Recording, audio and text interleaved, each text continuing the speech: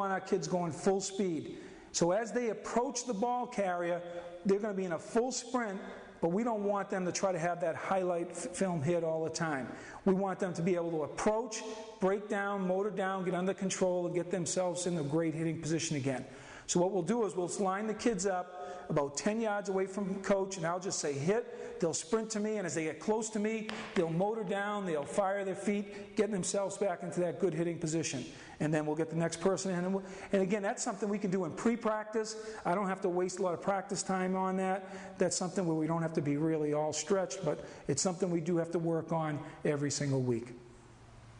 Head placement is important also. One, to keep the kids safe, and two, to make sure they're efficient when they tackle. We teach our players to stick their face in the opposing player's armpit. Most tackles are done at an angle. If we play a team that has backs that just want to run us over, we're going to win. We're going to beat that team. If people want to just come right at us and try to run us over, I like our chances. Most good backs are going to make you try to miss, or they're going to try to beat you to the corner or beat you on an angle. So most tackles in a game are going to be taken with some sort of an angle. So if a ball carrier is coming this way, we want to stick our face right in his outside armpit, or basically right in where the ball carrier is carrying the football. Most good ball carriers, if we're running in this angle, will have the ball in his hand. We want to stick our face right in that armpit. If a ball carrier is running at this angle, the ball is going to be in this hand. That's where we want our face. We want our eyes open, face up. We want to see what we hit. Now these are some key points.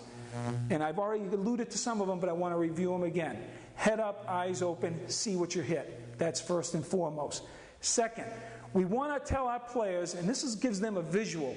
Sometimes when you tell kids, don't lunge, don't throw it too early, they have trouble equating what that means physically when they approach the ball carrier. We tell our players, step on the ball carrier's toes. By doing that, that forces them to get really in tight before they, boom, snap their butt, pop their hips, and throw for their tackle.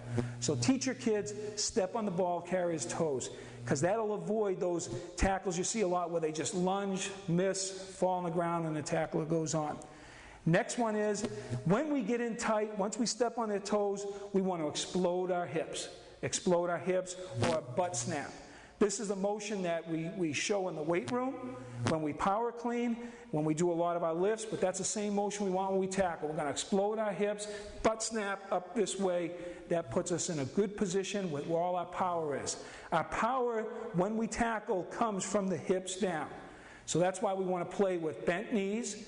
That's why we want to have good power angles so that we can have a good butt snap and drive up through the ball carrier. Another key point, we used to be taught, wrap your arms, and that used to cause us to do this type of action. Well, we don't teach that anymore. We teach our kids to club through and grab high cloth when we tackle. And I think that is a better way of teaching them so that we're not having ball carriers spin away